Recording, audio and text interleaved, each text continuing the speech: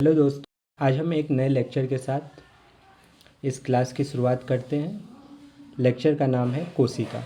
कोशिका को हम समझते हैं क्या होती है। इस तरह से कोई भी घर तैयार करते हैं तो उसके लिए बेसिक चीज़ के रूप में हम क्या यूज करते हैं? ईंट। उसी तरह कोई भी शरीर हो, चाहे आप कोई छोटे बैक्टीरिया को देखें या एक मानव शरीर को देखें, तो उनका शरीर जिस चीज़ से मिलकर बना होता है उस बेसिक यूनिट को हम कोशिका कहते हैं। कोशिका के बारे में जानते हैं कि कोशिका की खोज किसने की। कोशिका की खोज रॉबर्ट हुक ने की थी 1665 में। हम जानते हैं कि जीव दो तरह के होते हैं, एक कोशिकीय होते हैं और दूसरे बहुकोशिकीय होते हैं। एक कोशिकीय जीव क्या होते हैं? जिनका शरीर एक कोशिका से मिलकर बनता है। कोशिका को अंग्रेजी में सेल भी कहा जाता है। और दूसरे जीव हैं जो कि जिनका शरीर एक से अधिक कोशिकाओं से मिलकर बना होता है, उन्हें बहुकोशिकीय जीव कहते हैं। अब देखते हैं कोशिका के दो प्रकार होते हैं, टाइप्स। कितने टाइप की होती है कोशिका? कोशिका दो प्रकार की होती है। पहला जो प्रकार है प्लांट सेल। प्लांट सेल मतलब जो पौधों के अंदर जो कोशिकाएं पाई जाती है उसे हम प्लांट सेल कहते हैं। और दूसरा जो टाइप है वो एनिमल सेल होता है, जो कि आपके जो जानवर हैं, मनुष्य है, इन सभी में जो पाया जाता है उन्हें एनिमल सेल कहते हैं। अब हम दोनों सेल को डिटेल में देखते हैं कि क्या होती है। स्टार्ट करते हैं हम प्लांट सेल के साथ, ठीक है। प्लांट सेल, अगर प्लांट सेल की बात करें तो प्लांट सेल के चारों ओर हम देखें तो एक कोशिका भित्ति पाई जाती है।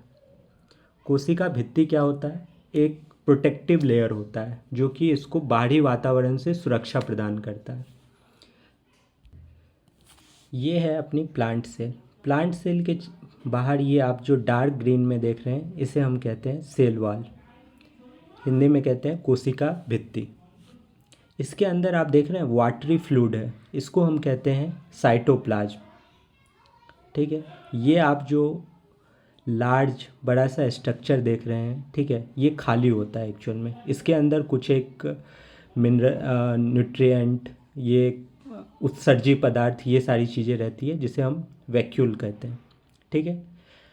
इन सब के बारे में हम डिटेल में देखेंगे, लेकिन आप एक बेसिक रफ सा आइडिया आपको होना चाहिए। ये है क्लोरोप्लास्ट, ये आप देख रहे हैं, जो कि भोजन के संश्लेषण में हेल्प करेगा, ठीक है। ये आपका राइबोसोम है जो कि प्रोटीन संश्लेषण में हेल्प करेगा। इन सबको हम डिटेल में देखेंगे, लेकिन अभी आपको रफ आइडिया होना चाहिए। ये आपका है माइटोकॉन्ड्रिया, इसे हम power house of the cell कहते हैं। कोशिका का ऊर्जा फैक्ट्री हम कह सकते हैं माइटोकॉन्ड्रिया को। माइटोकॉन्ड्रिया बेसिकली आपने एटीपी जैसी चीज़ें सुनी होगी, वो उसका संश्लेषण माइटोकॉन्ड्रिया में ही होता है, ठीक।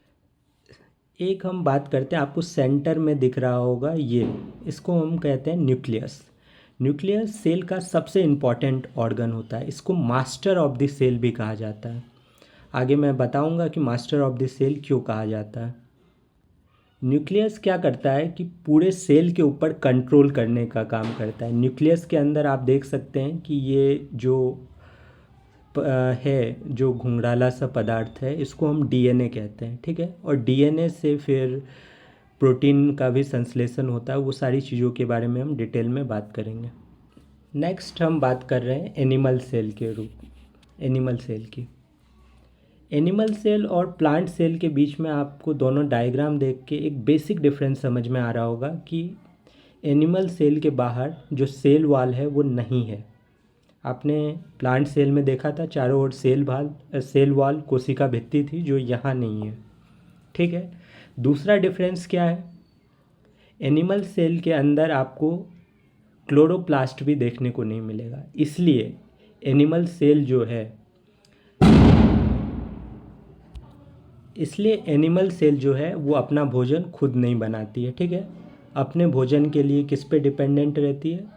बाहर से या तो फूड इंटेक्ट करती है या प्लांट प्रोडक्ट्स से काम चलाती है। इसके अलावा आप एनिमल सेल में देख रहे होंगे लाइसोसोम। लाइसोसोम को कहा जाता है कि इसे सुसाइडल बैग कहा जाता है। सुसाइडल बैग, हाँ वही, आत्महत्या की थैली कहा जाता है। कारण क्या है कि जो लाइसोसोम है इसमें बहुत अलग अलग टाइप के एंजाइम्स होते हैं। एंजाइम्स क्या हैं? एंजाइम बेसिकली एक तरह का प्रोटीन होता है, ठीक है, जो कोई भी रिएक्शन इसी के कारण होता है। आपने केमिस्ट्री में भी बहुत सारे रिएक्शन देखे होंगे, या हमारे अंदर भी कई सारी रासायनिक क्रियाएं होती रहती है, तो उन सब को होने में जो है कहीं ना कहीं एंजाइम की भूमिका होती है, ठीक है। और इसके अलावा कई सारे केमिकल्स भी होते हैं। तो जब ये केमिकल की थैली फटेगी, ठीक है, तो सेल क्या होंगे, डैमेज होंगे, इसलिए इन्हें हम सुसाइडल बैग भी कहते हैं। इसके अलावा आप लगभग सारे जो कोशिकांग हैं वो लगभग सेम ही होते हैं, ठीक है। इन सारे कोशिकांगों के बारे में हम बहुत ही डिटेल में देखेंगे। चलिए हम एक एक कोशिकांगों को लेके बात करते हैं। शुरुआत हम करते हैं न्यूक्लियस के साथ। न्यूक्लियस, न्यूक्लियस को मास्टर ऑफ द सेल भी कहते हैं। मास्टर कहने का काम क्या है, क्यों कहते हैं मास्टर? क्योंकि सेल के अंदर जितने भी टाइप के क्रियाएं होती है, जो भी काम होता है, उसका कारण है न्यूक्लियस, ठीक है। एक कंट्रोल करके रखता है। आप सभी स्टूडेंट हैं, आपको टीचर क्या करते हैं, आपको गाइड करते हैं, कंट्रोल करते हैं, आपको सही पाथ दिखाते हैं, तो वही काम जो है वो न्यूक्लियस का होता है। अब आप देखेंगे कि न्यूक्लियस के बेसिस पे हम सेल को दो तरह से बांट सकते हैं। न्यूक्लियस के चारों ओर अगर झिल्ली है, जिसको हम मेम्ब्रेन भी कहते हैं, तो उसे हम, जिस सेल के अंदर न्यूक्लियस के चारों ओर मेम्ब्रेन होगा, उसे हम क्या कहेंगे, यूकैरियोटिक सेल। और जिसके चारों ओर मेम्ब्रेन नहीं होगा, उसे हम कहेंगे प्रोकैरियोटिक। या अब बात करते हैं कि न्यूक्लियस की खोज किसने की। रॉबर्ट ब्राउन ने न्यूक्लियस की खोज की थी। ये रहा आपका न्यूक्लियस, ठीक है। न्यूक्लियस, न्यूक्लियस के चारों ओर आप जो फ्लूइड देख रहे हैं, इसके अंदर जो फ्लूइड है उसको क्या कहते हैं, न्यूक्लियोप्लाज्म। न्यूक्लियोप्लाज्म कह लो या केंद्रिका द्रव कह लो, एक ही बात है, ठीक है। आप छोटे छोटे पोर्स देख रहे हैं, इसके अंदर छिद्र देख रहे हैं, इसे न्यूक्लियोपोर्स कहते हैं, ठीक है। और इसके सेंटर में आपको एक सॉलिड बॉडी देखने को मिलती है, एक ठोस सा पदार्थ होता है, जिसको हम न्यूक्लियोलस कहते हैं। न्यूक्लियोलस का काम क्या होता है? न्यूक्लियोलस का काम होता है राइबोसोम सिंथेसिस में। राइबोसोम, कुछ समय पहले मैंने बताया था आपको, राइबोसोम जो है प्रोटीन संश्लेषण में हेल्प करता है। न्यूक्लियस, न्यूक्लियस के अंदर डीएनए होता है। डीएनए एक अनुवांशिक पदार्थ है। अनुवांशिक पदार्थ का अर्थ क्या होता है? एक ऐसा मटेरियल जो कहीं ना कहीं आपके पेरेंट्स हैं, उनसे जो कैरेक्टर है वो हमारे अंदर आ रहे हैं, ठीक है। तो उन कैरेक्टर का जो आदान प्रदान में जो हेल्प कर रहा है वो डीएनए है। बेसिक टर्म में हम ऐसे समझ सकते हैं उसे। नेक्स्ट हम बात करते हैं राइबोसोम की। राइबोसोम की खोज जॉर्ज पेलाडे ने 1953 में किया था। राइबोसोम यूकैरियोटिक सेल में भी होता है, प्रोकैरियोटिक सेल में भी होता है। हमने पहले बताया था प्रोकैरियोटिक सेल क्या होती है, ऐसी सेल जिसके न्यूक्लियस के चारों ओर कोई भी मेम्ब्रेन या झिल्ली नहीं होती है, उसे हम प्रोकैरियोटिक सेल कहते हैं। और जिस सेल के न्यूक्लियस के चारों ओर झिल्लियाँ होती है, उसे हम क्या, यूकैरियोटिक सेल कहते हैं। तो यूकैरियोटिक सेल के अंदर 70S और 80S दो तरह के राइबोसोम होते हैं। 80S राइबोसोम यूकैरियोटिक सेल में पाया जाता है, और 70S जो राइबोसोम का टाइप है वो प्रोकैरियोटिक सेल में पाया जाता है।